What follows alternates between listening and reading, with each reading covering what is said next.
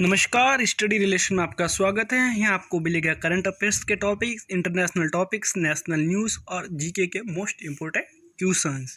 तो चलते हैं, आज का देखते हैं हमारा टॉपिक क्या है। आज का जो हमारा टॉपिक है वो है एक नई कोरोना की वैक्सीन आई है कोविड-19 की, स्पुतनिक वी वैक्सीन।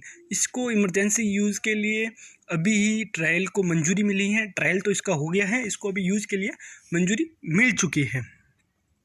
तो हम देखते हैं कि ये स्पुतनिक वी वैक्सीन कौन से देश की है, ये कैसे काम करती है और इसका निर्माण किसने किया है। तो चलिए देखते हैं स्पुतनिक वी वैक्सीन के बारे में। जी हाँ, स्पुतनिक वी का नाम रूस के बनाए दुनिया के पहले सैटेलाइट पर दिया गया है। ये एडिनो वायरस पर आधारित टीका है।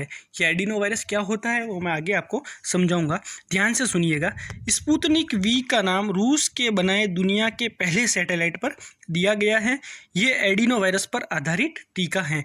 जी हाँ, जो रूस का पहला सैटेलाइट था, रूस ने जो दुनिया का पहला सैटेलाइट बनाया था, उसी के नाम के आधार पर इस वैक्सीन का रसिया ने नाम रखा है। अब हम देखते हैं जी, ये मोस्ट इम्पोर्टेंट है, इसको ध्यान से सुनिएगा। स्पुतनिक वी को रूस के गामोलिया इंस्टीट्यूट ने Russian direct investment fund RDIF की जो सहायता से की फंडिंग से इसको बनाया था। जो था वो कौन सा था? गामोलिया इंस्टीट्यूट ने Russian direct investment fund RDIF ध्यान से इसके फुल फॉर्म दीजिएगा कि RDIF की फुल फॉर्म क्या है। Russian direct investment fund RDIF की फंडिंग से बनाया गया था। भारत में स्पुतनिक वी ने हैदराबाद की डॉक्टर रेड्डी लैब्स के साथ मिलकर ट्रायल किया है और इसके प्रोडक्शन का काम भी रेड्डी लैब्स ही कर रही है।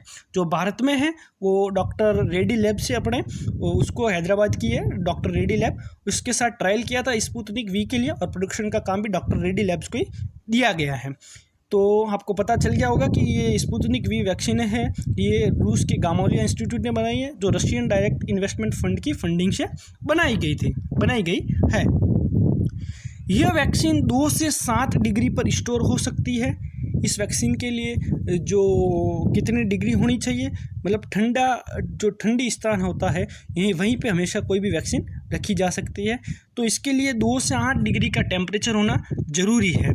इस वैक्सीन की 2 खुराक 21 दिन के अंतराल पर फिलहाल लगाई जा रही है अदर कंट्रीज़ में। भारत में बहुत ही जल्द इसको लगा दिया जाएगा। यह वैक्सीन शरीर में पहुँचते ही शरीर का इम्यूनिटी सिस्टम एक्टिव कर देती हैं और इस तरह से हमारे भीतर एक एंटीबॉडी का निर्माण करती है। जी हाँ, ये एडिनो वायरस पर आधारित टीका है। जब एडिनो वायरस पर आधारित जो टीका होता है, जब ये वायरस हमारे शरीर के अंदर प्रवेश करता है तो एक अलग तरह के प्रोटीन का निर्माण करता है, जब वो प्रोटीन का निर्माण करता है तो हमारा शरीर उस वायरस से लड़ने के लिए एक नए एंटीबॉडी का निर्माण कर देता है, जिसके कारण हमारी रक्षा होती है उस वायरस से। जिस वायरस का जो फैलाव हो रहा है उस वायरस को रोका भी जाता है और हमारे शरीर पर इसका कोई इफेक्ट नहीं पड़ता है। अब हम बात करते हैं कि जो कोविशील्ड, कोवैक्सीन और ये जो तीसरी स्पुतनिक वी आई है जिसको मंजूरी मिली है हाल ही, तो इन तीनों में समानता क्या है? तो तीनों की हम समानता देखते हैं कि तीनों के ही 2 डोज लेने होते हैं। अभी तक ये जो तीनों में वैक्सीन है, आपने देखा होगा कोविशील्ड, कोवैक्सीन का एक डोज पहले लिया जाता है और दूसरा डोज 1 महीने बाद लिया जाता है। यानी ये जो तीनों वैक्सीन है, इन तीनों की समानता ये है कि तीनों के 2 डोज लेने पड़ेंगे और 2 तो हम पहले से ले रहे हैं। केंद्रीय स्वास्थ्य मंत्रालय की रिपोर्ट के अनुसार आपको पता होगा तो हमने स्टार्टिंग के 85 दिनों में 10 करोड़ से ज़्यादा टीके लगा दिए हैं। यानी कोई भी वैक्सीन सिंगल डोज नहीं है। भारत में कोरोना वायरस के 2 टीके कोविशील्ड और कोवैक्सीन को जनवरी 2021 के पहले हफ्ते में अप्रूवल मिल चुका है। अभी स्पुतनिक वी, कोविशील्ड और कोवैक्सीन 3 वैक्सीन हो जाएगी। जी हाँ, पहले से 2 तो हमारे पास थी, कोविशील्ड और कोवैक्सीन। जो अभी नई आई है वो है स्पुतनिक वी। तो जैसे ये स्पुतनिक वी हमारे यहाँ पे इसके ये जो टीका है ये जब लगना शुरू हो जाएगा तो शायद भारत में बहुत ही जल्द कोरोना को रोका जा सकता है। और इसके बाद 2-3 वैक्सीन्स और आने वाली है, अगस्त तक 2-3 वैक्सीन्स और आ जाएगी।